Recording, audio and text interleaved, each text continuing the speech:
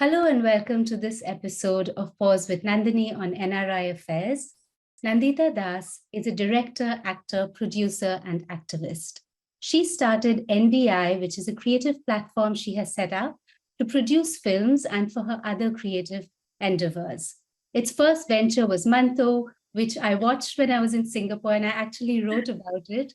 Oh, It captures 4 years in the life of the Urdu writer of the 40s, Sadat Hassan Manto. It premiered at Cannes in 2018 and has been streaming on Netflix.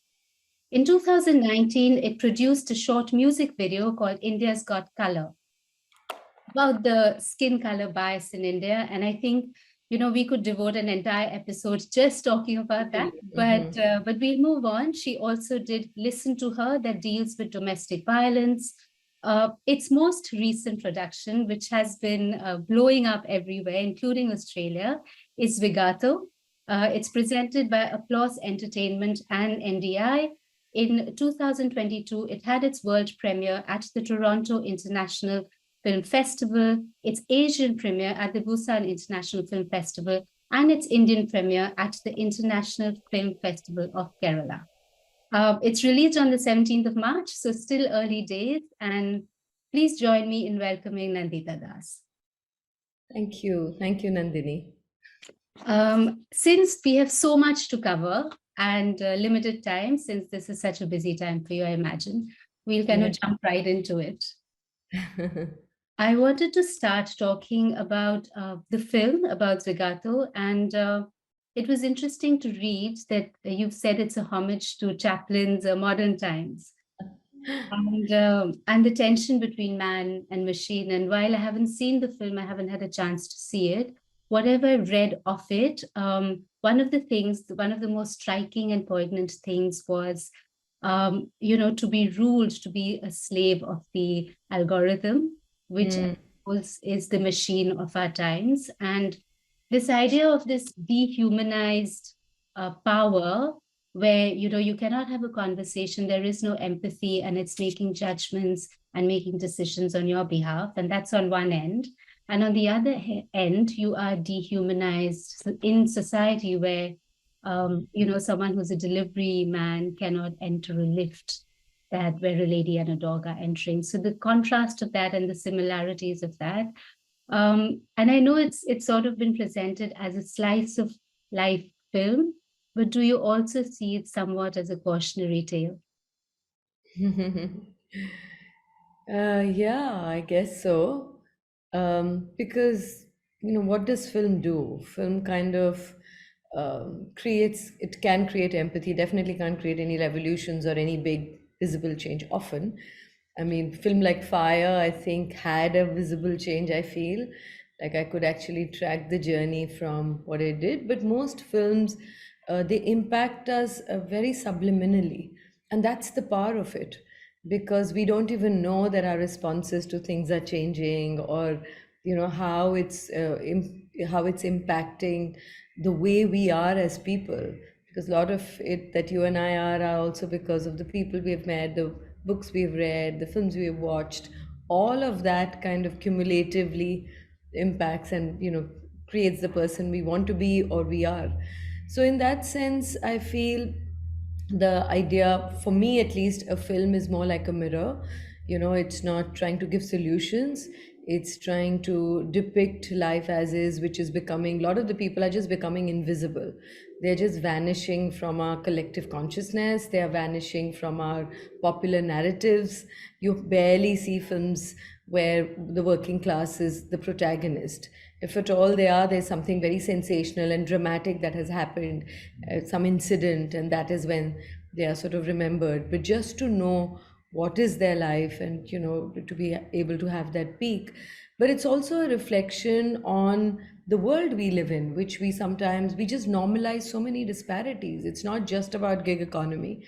In fact, I realized that when you tell a story of just 4 days of a particular family, you are also getting the opportunity to talk about various other things, because they are not living in isolation.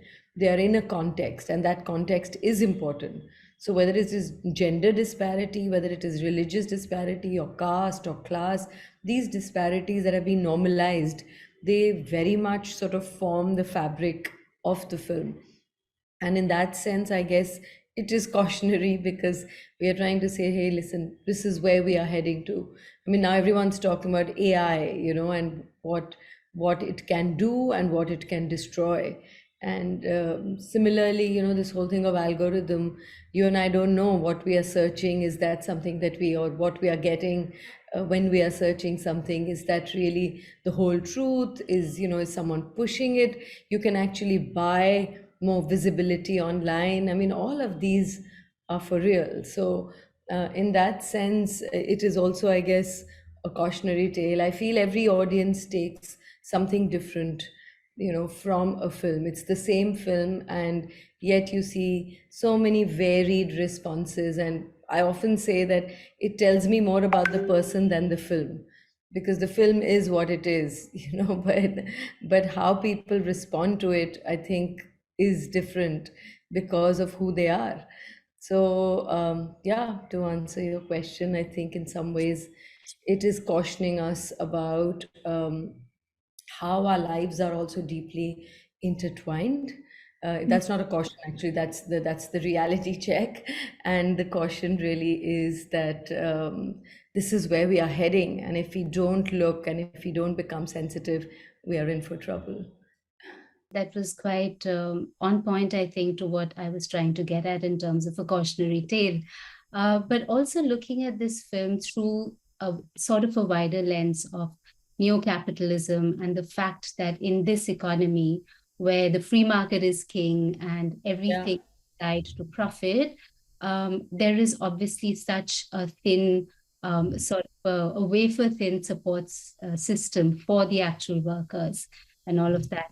And then I was thinking again about how India, obviously, when I read this now, it almost seems ironic that India is a sovereign, socialist, secular, whoa, democratic republic, and in this environment, anything yeah. that seems remotely opposed to aggressive capitalism is immediately branded anti-national, urban, Naxal, and all of those things.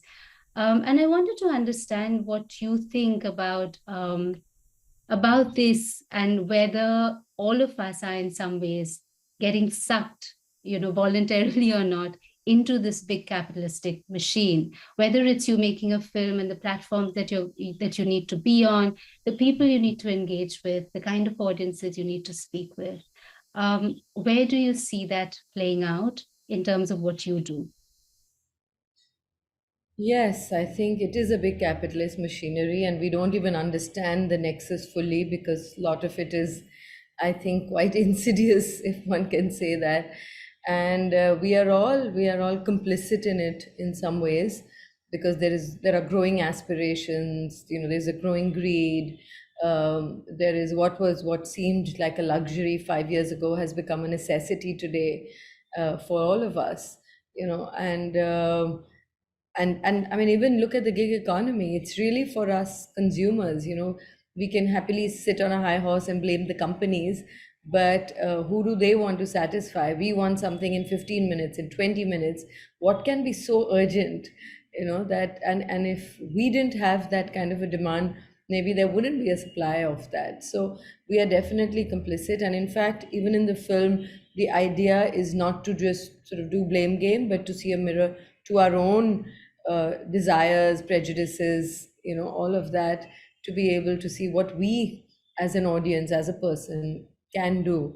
Um, in terms of this capitalist film world, if one can say, it's not just capitalist, but just very mainstream, and everything that, of course, is driven by the market.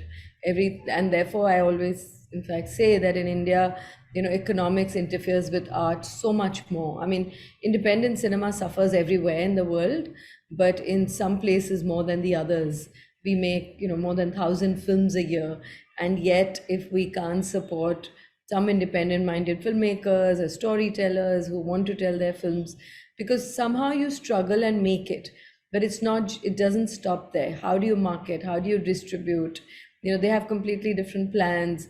So it's just that they feel like one size fits all, and it's the same way, whereas every film requires a different thought.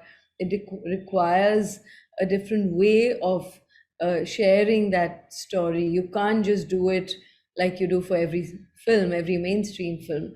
And if you see most of the countries where independent cinema is thriving or has been thriving for years, are places where the state government, I'm saying the, the state itself, like the government has a body, whether it's France and Germany and Hungary and UK and all these places. Um, in America, there are smaller outfits that do that. But we had the NFDC, which produced some amazing films in the 80s. I don't think we would have grown up watching those films if NFDC was not there. Of course, they didn't market it well also and distribute it, but this was all pre OTT, pre social media, so life was a little saner. But now there is absolutely nobody that no body and nobody so both, who is really forget championing, but even supporting independent films. For every film that still gets made, or for every film that actually reaches the theater or the OTT, there are 1,000 others that are probably just getting tanked because there are no takers. So in that sense, it's a difficult time. Also, the kind of films that are being supported. We think the OTT has brought in a lot more democratization of the process. Yes, many more actors who on the fringes have now getting interesting parts. They're being recognized. There are younger writers. It's a great time for writers to be sort of given their due. They're charging also much more than they ever did. There are new storytellers, filmmakers who are participating. More crew is getting work.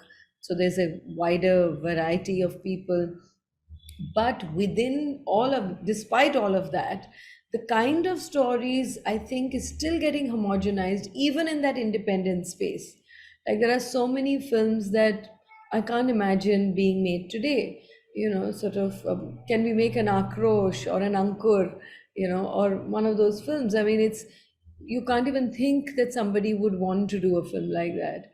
So, or even those light-hearted, but with a social conscience, films of Rishikesh Mukherjee or Sai Paranjpe or Basu Chatterjee and all of those films, just and your protagonists also. I mean, where are those rickshaw pullers as your protagonist? Or even mainstream film had Kulim, Mr. Bachchan, was the protagonist. And even in the mainstream, you had stories of just people across class.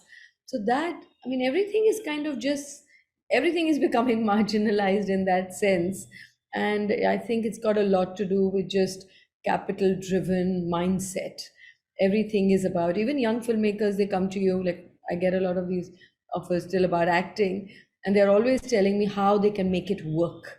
Even if they're doing their first film, I don't see even that honesty of intent. And I don't blame them, because they realize probably that if I don't make it work, I'm not going to get the funds to make it at all. So I might as well compromise on this or that. And so the Quite way a- I tried to, sorry, go ahead. I was just saying it is quite a conundrum to balance your idealism and that kind of Absolutely. thing with And it is tough. So, the only way you can do it is you do the work you want to do. Do it for lesser money than maybe sometimes even what the film deserves, so that they have less at stake. So they kind of let you do what you really want to do. But then again, you have no control over marketing and distribution. So, yes, need to that's the, feed yeah, back into the machine at some point. exactly. But as So, you're speaking of this, I wanted to ask you, has the gig economy then supported independent filmmaking in India? And is that changing in any way? For instance, freelance workers and just people who support your crews and writers and all of that. There isn't perhaps that much of an organized body there as well that kind of supports and looks out for them. Do you think there is that is changing, and independent people, freelancers who work in independent film have some sort of a, a a basket of support? yeah, no, there isn't. There is no gig economy in the industry as such. It is more you're left to your own devices, and you if you know someone and then you get introduced to someone, and it's a bit of a hit and trial, I mean hit and miss, and sometimes trial and error. And if you do something good, then you're recommended somewhere else. So you just have to be, there's almost an element of luck, which doesn't need to really play such a part if it was more organized. Slowly, I think there are people who are trying to organize, let's say, executive producers and line producers, because it's underrated. We in India think that a producer means someone who puts in money. You don't become a producer by just putting in money, then you're the investor. A producer is somebody really who puts the project together, supports the director, all of that. Um, So it so is changing, but slowly. yes, it is. I mean, slowly, yeah, very, very slowly. It is still a bit sort of ad hoc-ish, and it's more sort of self-driven. I wanted to talk to you about your casting decision. And, it's obviously come as a huge surprise to many people that you would have Kapil Sharma come in, who's very much mainstream, very much a comic who's recognized and popular in his own right. The Right. way I look at it is, it seems to me that in spite of you being seen as an intellectual voice, a voice of perhaps a parallel sort of a perspective, you seem to travel quite lightly for you to be able to do that. And in a way, it feels that you're willing to extend yourself and your film out of the echo chambers that liberal voices sometimes are accused of occupying. And I found that quite interesting that perhaps you had pushback, perhaps there were people who were like, "What are you doing?" and all of that. But do you think, when I think of that in a context of this whole anti-intellectual wave, right?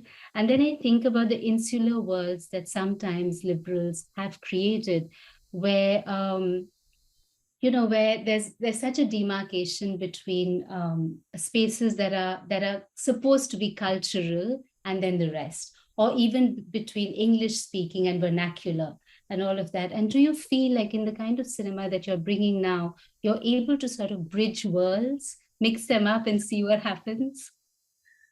I mean, I don't do it consciously. I think a lot of the stuff that I do is really driven by my instinct. And of course, I feel instinct also is not something that's just sitting in your gut, but it's something that you nurture and hone over the years. And that happens through just exposing yourself to various experiences, and throwing yourself in different circumstances and being an observer of life and people. So I mean, what when we say that we are liberals and somebody is, say, bigoted or conservative or right-winged or whatever you call it, we associate a narrow-mindedness with it. We Mm. associate something that has blinkers, something that, people who do not are not open to other ideas or listening. And if we become fanatics ourselves, then we lose the moral right to even say that. And I think we always have to be open. And it's tough because sometimes we are judgmental too, because we do think that what I'm feeling or what I'm saying is the right thing. This is how we should be. And that's how we become closed, and we, in our own way, in a secular bigoted or a secular conservative or whatever you call it, Yeah. we can also be very close minded. So, also, it helped in couples' case, especially, that I'd never seen his show. So I was not colored by either the popularity or what he really did or who he really was. He just popped up on my screen with he was presenting some award with Karan Johar, and I just saw that clip, and I was casting at that time. I'd written it for two other actors actually. I mean, he was not written it as in I had two other actors in mind, and I had spoken to them, and they were very keen to do it as well. But the dates kept shifting because of COVID. Their own projects kept shifting, my dates of shoot kept shifting, and then it wasn't working out. And then I had to think afresh. And I just felt there are very few actors who look the part, which is very important as well, and are good performers and can also surprise you, because sometimes they're doing the same thing. I mean, it's not their fault, it's just that they've been stereotyped in certain roles. And even as a viewer, even a filmmaker, not that much fun. Like, you don't, that joy of trying out something new, seeing a new person do something wasn't there. So I think, not knowing what Couple was all about, except for the fact that yes, he's a comedian on a popular TV show, I didn't know anything. So when I met him, I hadn't even like seen a glimpse of it, and I just thought I'll just meet him and see. I don't even know whether he's right for the part. I don't even know whether he'll do it. I had no idea. I just wanted to meet him, and I just went with my instinct. And in our first meeting, we just completely hit it off, and it didn't seem like we were from two different worlds. I mean, of course, we still are from, superficially, yes, we are from different worlds. And, we would have, as I wrote recently, that we would have lived and died without knowing each other and wouldn't have missed each other. But serendipitously, the fact that we did come together, and, I think, and he has a lot of concerns. He has a lot of human concerns, and I think that's why he connects with the audiences. He's still very rooted, and that's what I really found amazing and charming. And there is a vulnerability about him. um, he hasn't it's and he's lived that life. Actually, he's lived 30 years of that life. This new life is, one fourth of his life. So it's not that he's forgotten or those experiences don't matter, and that is what I wanted him to draw out of. So it wasn't actually that unfamiliar for him as well. And of course, he's not used to acting per se. Like, he's just done two films, and I saw clips of it. They were very, very different. And like, also, what is realism for me can be different from realism for somebody else. And so he's used to standing in one place and cracking jokes, coming back with good comebacks, etc. Although he has done theater before, but acting or any part of film is a collaboration with the filmmaker, with the director. The same cinematographer can do 10 different films and can reflect 10 different sensibilities. So yeah, so for me, I think it was just refreshing to be able to, but I didn't do it to change the mold, or didn't do it to see that, look, I'm trying to prove something about I can do this to a comedian. I mean, people have made all kinds of things out of it, or someone said that, oh, but he's very sexist and you should see his show. I'd never seen, even the first time I saw the show, I actually haven't seen a full show even now. I've just seen clippings of it on Insta. And then we went for his show to promote our film, of course, where he was the guest and somebody else hosted it. But so I saw bits of those, but I still haven't seen. And I've met his wife, children. He's actually a very, very family man, like almost to a fault. So he's got a lovely, lovely wife who he's totally in love with. So I guess that whatever that attitude that he portrays, it's almost like a role that he plays. And yeah, I mean, I've got Paresh Rawal in Firak and Manto. And his and my political views may be very different, but I have the greatest respect for him as an actor. And I should be asking him, why did he do those films? So obviously there is some connection. And he's always been very happy to work and all of that. So I think we as liberals have to be truly liberal. We sometimes we get also too stuck in our judgment, our prejudices, our biases, our narrowness as well, if I may call it. And sometimes these kind of experiences actually take us out of our comfort zone, and make us look at our own, all those things that I mentioned. You get an opportunity to look at those, because we do come with certain preconceived notions. And it's great when they get broken, and you get a chance to reflect on your own foibles. Oh, absolutely. And it actually, feels very true to me, because not just in this space, but also in I write, and I write poetry and all of that. And in Mm, that context as well, when I think about the fact that I did English literature, and the mm, fact that I could reasonably, know Dostoevsky, and if I knew Milton and Shakespeare, it was enough for me to sort of come across as cultured, knowing very little of Ambedkar or Periyar or, mm. Savitri, and that was enough. And Mm, now it feels quite shameful what passed off as acceptable. And I exactly. fact that younger people today are challenging those narratives as well. And this whole, this whole sort of superiority of being, being English speaking in some sense, or not, Absolutely. It's a you know, big divide, actually. It's a huge divide, this and whole language.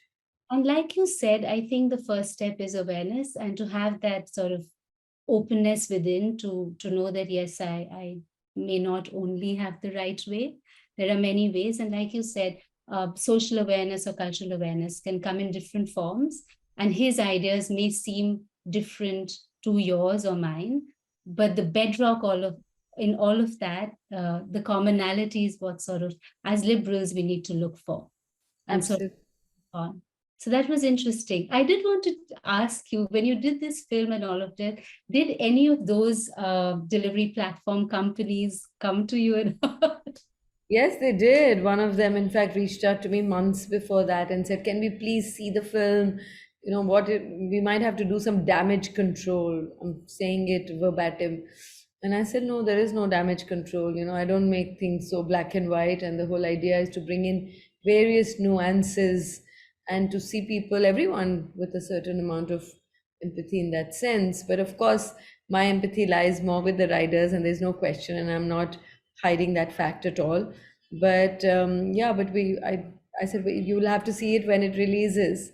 And but the fact that this conversation's not just been with the film, like it has entered the editorial pages. A lot of people are writing about the gig economy, what they should be doing. Stories of writers are coming out more. So many editorial like pieces that I've seen in the last 2 weeks, that I feel those are bringing in the conversation in generally in our sort of consciousness, as opposed to just seeing it as a film. And I think a film for me is only true if it really stands the test of time, and when the conversations go beyond the film, and I as hope Fire that will did? happen.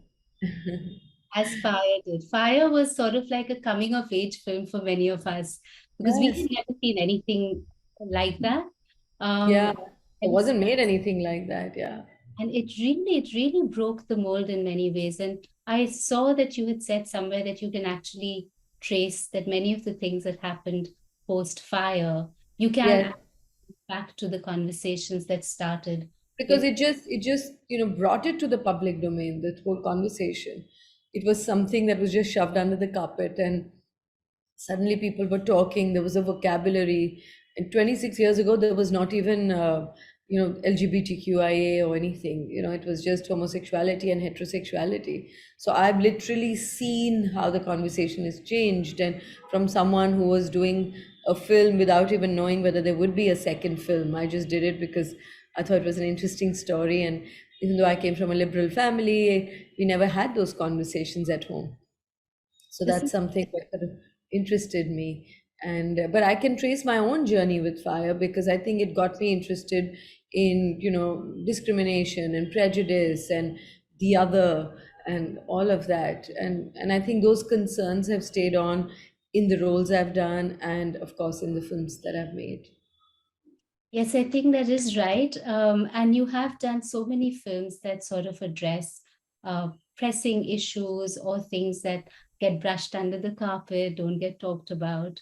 Which is why I think it's so valuable, this kind of filmmaking that you do. Having said that, in India, we are very comfortable with contradictions, Oh yeah, that's our middle name. right? So we will Paradoxes. for people sleeping on the street to go into a symposium to discuss neoliberalism, right? And this is a reality, and it's not pointing fingers at anybody else. I think we're all, sort of part of that ecosystem. So in that sense, in that space, how does one really spark sensitization or change where someone can appreciate your film, find it beautiful, find it relevant, but are quite all right because in other spaces, we live with this dichotomy of appreciating one thing and doing another. For instance, doing all the Devi Puja in the world And then obviously the way, women are treated, and even in homes, and it cuts across all sorts of class divide. Um, where does that ignition come from, or how can it really spark? Do you think it sort of builds over time? I mean, all change is slow and subconscious, like a lot of the change, I shouldn't say all, but a lot of the change is that, and especially the role of cinema in that context. Yes, there's contradiction all around, but because we have normalized it, we don't see it. What a film can really do is to, sorry, my cat is distracting. Completely distracted by your beautiful cat. But what the film can do is to actually expose those contradictions. So even my protagonist, who, of course, when you have a protagonist, you have your hero, your empathy is towards him, and it's his journey and the family's journey, the wife, the children, especially the wife plays a very, very significant role, and Shahana is amazing in the film. Um, but even your protagonist can be faulty. Your protagonist is not flawless.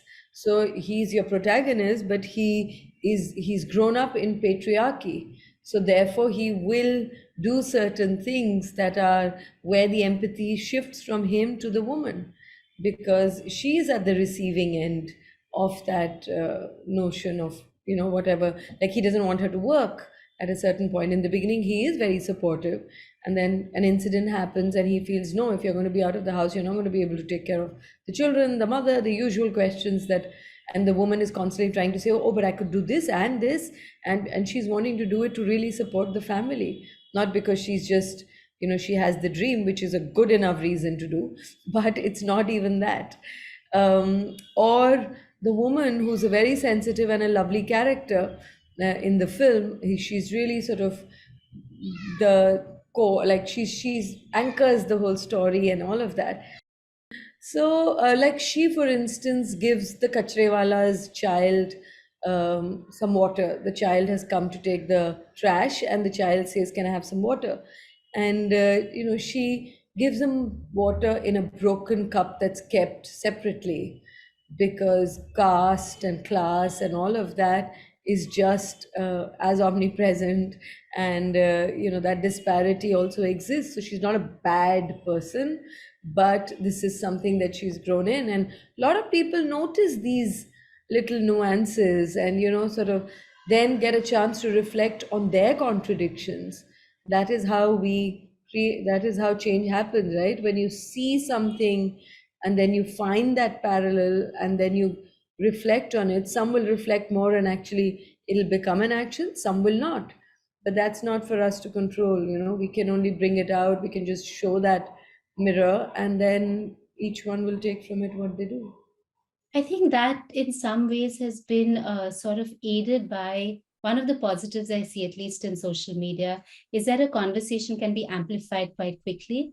And when there is something about, bringing awareness to, say, this thing of the separate class, right, kept for helm, and because of your caste position and all of that, it almost creates this sort of momentum where many people, many voices start noticing these things, and whether you want it or not, it's in your news feed. You're scrolling and you're seeing things.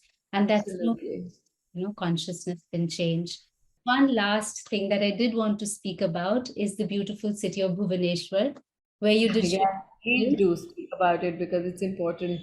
I was so impressed by that city. I went there last year for my son's national swimming competition. Oh, And it was just the most brilliant city that, I've had a chance to visit. I went to the Chauset Yogini temple. It was it's beautiful. And you're wearing an Odisha sari today. enormous city that I loved. So tell me a little bit quickly before we wrap up your connection with the city, and you shot there. What was that like?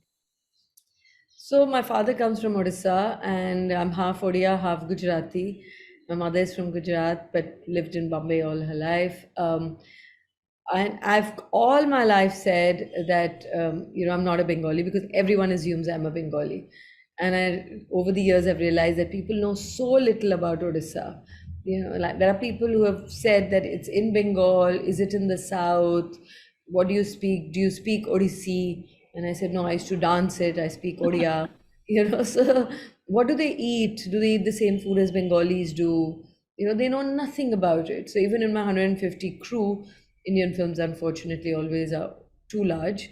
Uh, Nobody, maybe there were two people who had been to Odisha before, and it was not on the list of almost anybody, to visit. But after they went, they sort of came back like, wow, where was this place? And it's so beautiful. People are so gentle and nice. The food is so amazing.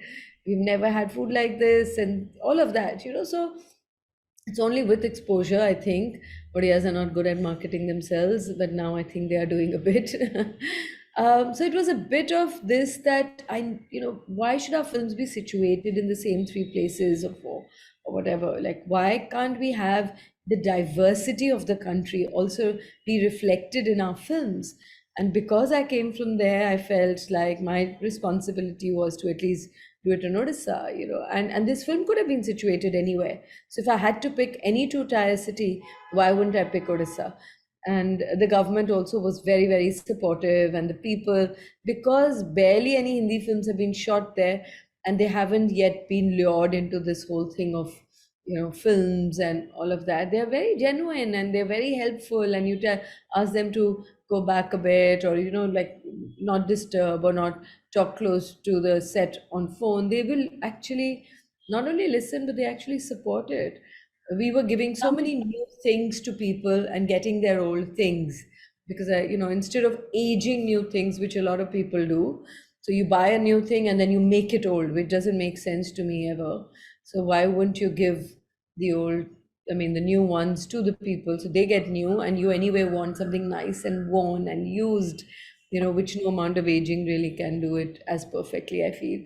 So that is what we did, and I'm so happy, and I think it's going to open doors for more films in Odisha. People are already going and wrecking there, and planning films and series there. So I'm really happy, and I think this should happen to various parts of our country. We have lots of such hidden gems all around, and we want to see them also in our films, because India is no one India anyway. I love it. I absolutely love it. It came as a pleasant, revelation to me that it was shot in Bhubaneswar. And Yeah. thank you so much. Thank you. It's been a Thank really you. Thank you, Nandini. It was lovely talking to you. you Yeah. as well. And it's in Australia, so I hope, I mean, I don't know, in a few theaters. A Yes. friend of mine yesterday went to the one in Melbourne, and she said there was nothing around, like nobody knew. It's because she knew me, and she was following me on Instagram and all that. She knew about it, but there was absolutely no information, which is Yes. the unfortunate. So if you can spread the word, I'd be grateful. Yeah, absolutely. We'll post it everywhere that we can. And I definitely hope more people go and see it, write about it, talk about it, and Not just on the OTT, but actually actually go into the theaters and watch it. theater. And Yeah, also have the conversations that come out of a film. absolutely. It will. I mean, that I'm sure it will trigger. I can say that now with a little more confidence. Thank you so Thank much. you. Take care. Bye.